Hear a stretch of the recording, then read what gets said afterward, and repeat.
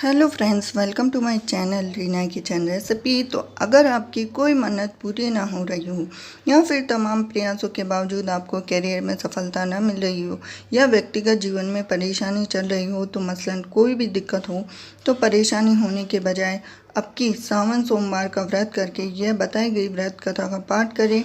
और इसका सोमवार के दिन अगर व्रत रखकर इस कथा का पाठ किया जाए तो सब मुरादें पूरी होती हैं। तो सावन सोमवार व्रत की पावन कथा।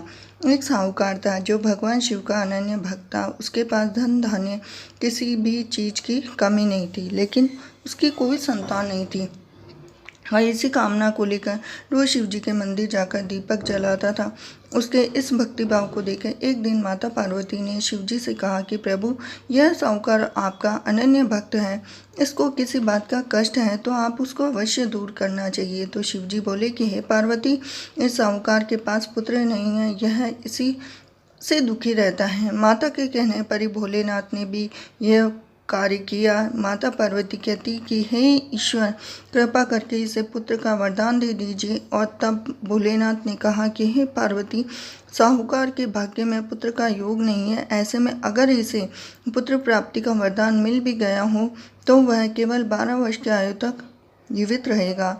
यह सुनने के बाद भी माता पार्वती ने कहा कि हे प्रभु, आपको इस साहूकार को पुत्र का वर देना ही होगा, अन्यथा भक्त क्यों आपकी सेवा पूजा करेंगे।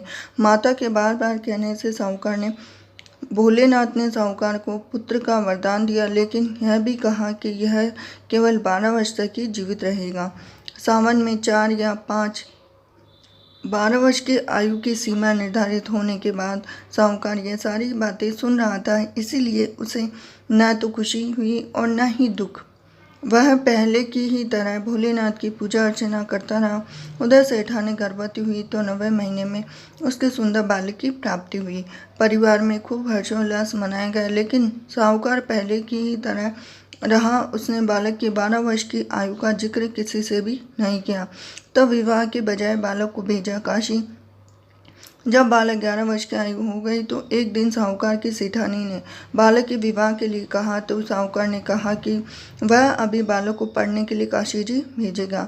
इसके बाद उसने बालक के मामा जी को बुलाया और कहा कि इसे काशी पढ़ने के लिए ले जाओ और रास्ते में जिस भी स्थान पर रुकना, वहाँ यज्ञ करते ब्राह्मणों को भोजन कराते हुए आगे बढ़ना। उन्होंने भी इसी तरह करते हुए जा रहे थे कि रास्ते में एक राजकुमारी का विवाह था, जिससे उसका विवाह होना था। वह एक आंख से काना था।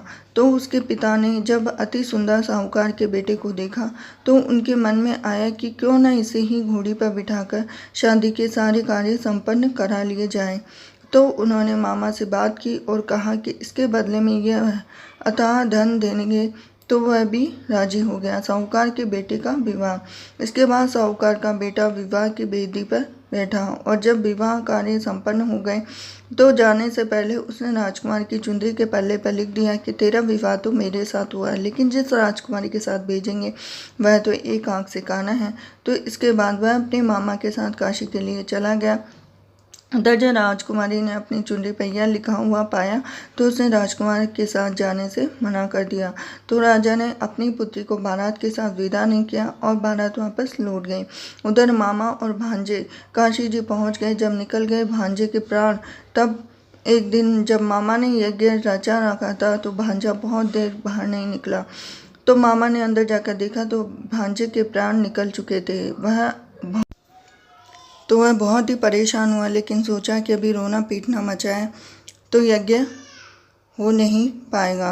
उसी समय शिव पार्वती उधर से जा रहे थे तो माता पार्वती ने शिव जी से पूछा कि हे प्रभु, ये कौन रो रहा है। तभी उन्हें पता चला कि यह तो भोलेनाथ के आशीर्वाद से जन्मा साहूकार का पुत्र है।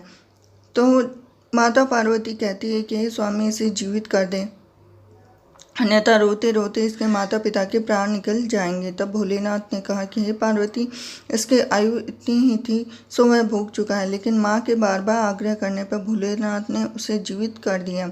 लड़का ओम नमः शिवाय करते हुए उठा और मामा भांजे दोनों ने ईश्वर को धन्यवाद दिया और अपनी नगरी की ओर लौटे। रास्ते में भी वहीं नगर पड़ा और राजकुमारी ने उन्हें पहचान लिया। तब राजा ने राजकुमारी और साहूकार के बेटे के साथ बहुत सारे धन धान्य के साथ विदा कर दिया। तो उधर साहूकार और उसकी पत्नी छत पर बैठे हुए थे, तो उन्होंने यह प्रण कर रखा था कि यदि उनका पुत्र सकुशल न लौटा तो वह छत से कूदकर अपने प्राण त्याग देंगे। तभी लड़के के मामा ने आकर साहूकार के बेटे और बहू के आने के समाचार सुनाए, लेकिन वे माने नहीं। तो मामा ने शपथ पूर्वक कहा कि दोनों का विश्वास हो गया है। दोनों ने अपने बेटे बहू का स्वागत किया और उसी रात साहूकार को स्वप्न में शिवजी ने दर्शन दिया और कहा कि तुम्हारे पूजन से मैं प्रसन्न हुआ हूँ। इसी प्रकार जो भी व्यक्ति इस कथा को पढ़ेगा या सुनेगा उसके समस्त दुख दूर हो जाएंगे, मनवांछित सभी कामनाओं की पूर्ति होगी।